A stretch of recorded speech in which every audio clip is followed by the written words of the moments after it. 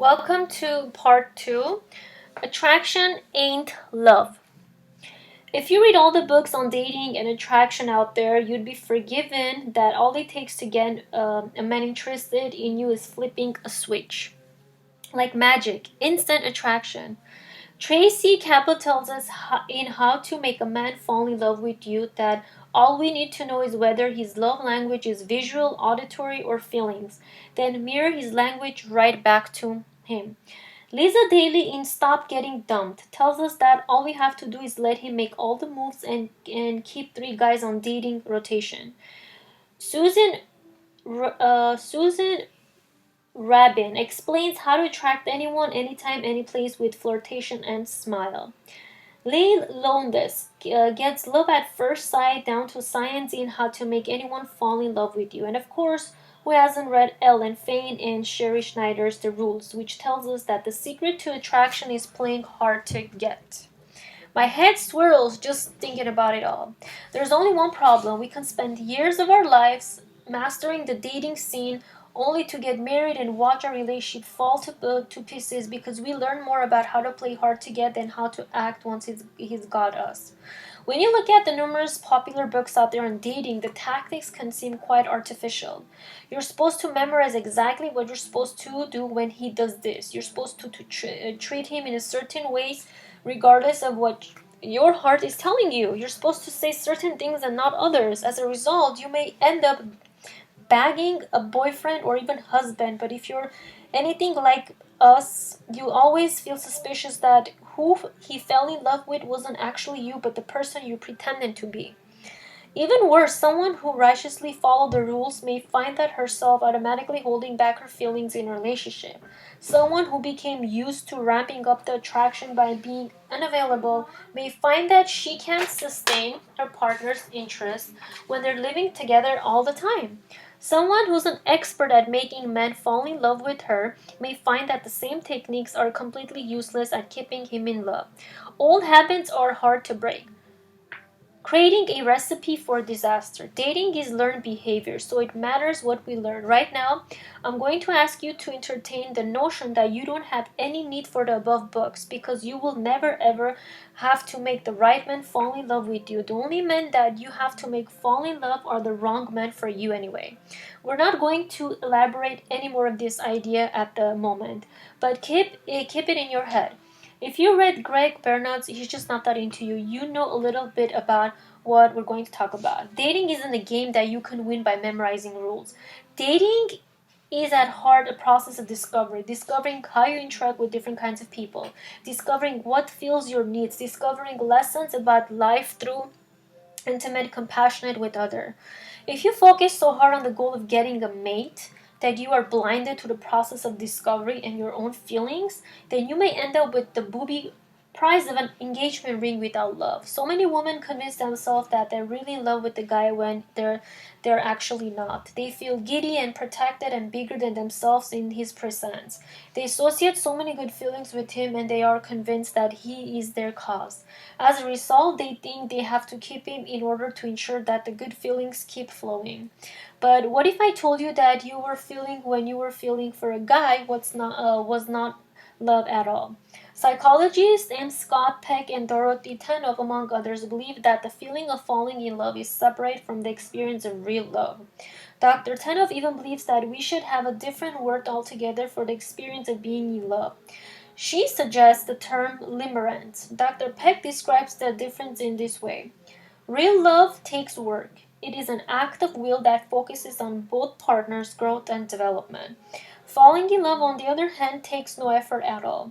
A person in love basks in the bliss of the beloved's seeming perfection, while a person who loves unconditionally sees their lover honestly and continues to love even when unpleasant character traits arise. Because of the difficulty in learning to love, real love can take years to develop, while falling in love can happen in an instant.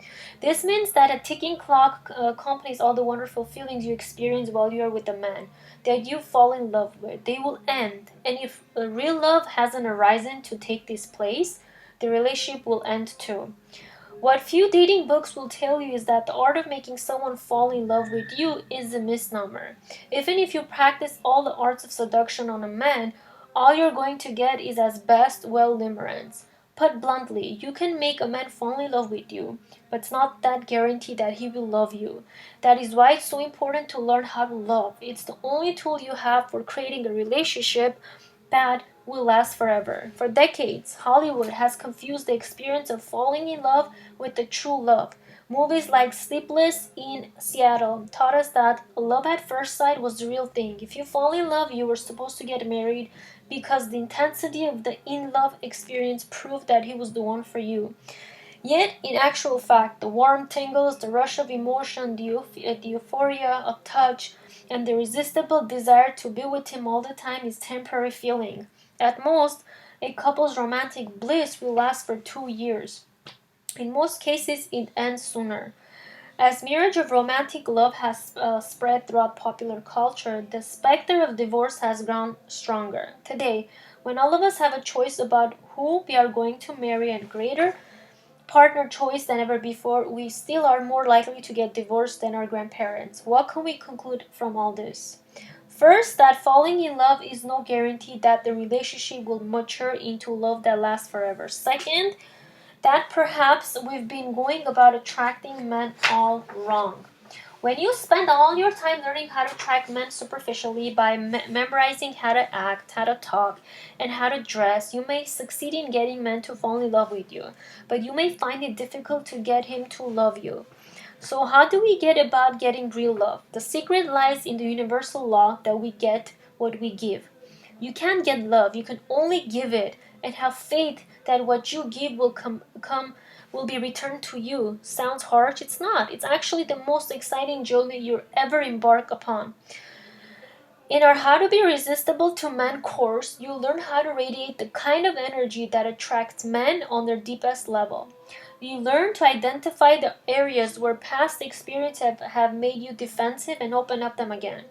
You learn how to create a welcome place for men in your life. If you practice the techniques in our course faithfully, you'll find that the right men are naturally drawn to you. That's because loving behavior attracts loving men.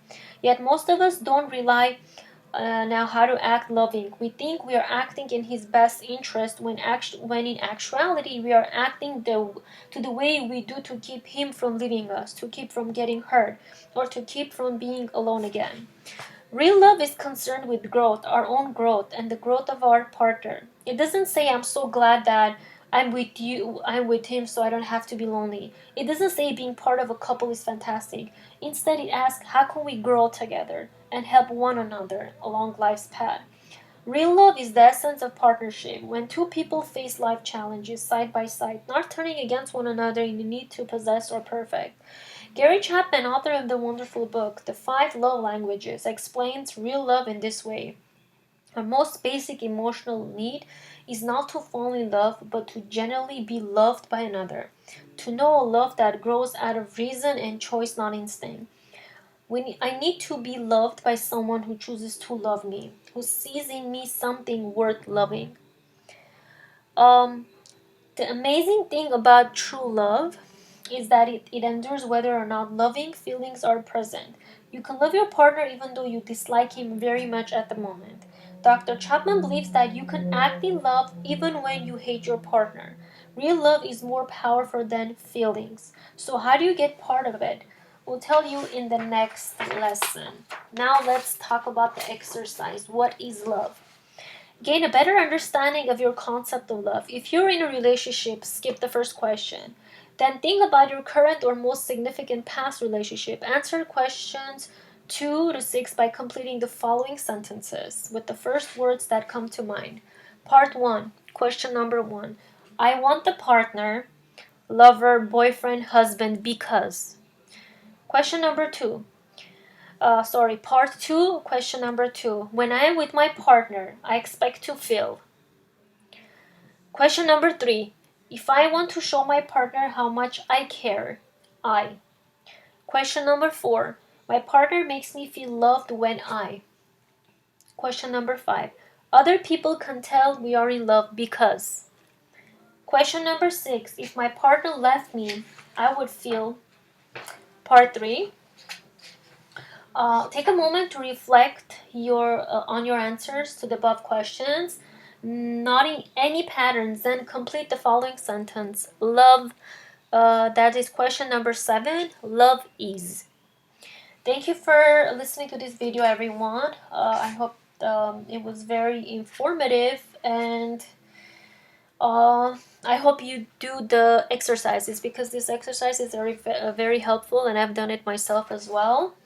And stay tuned for video number 3, and we'll be talking about, again, how to be irresistible to men, and this time we'll be talking about practicing love. So stay tuned for this video. It's going to be very powerful again.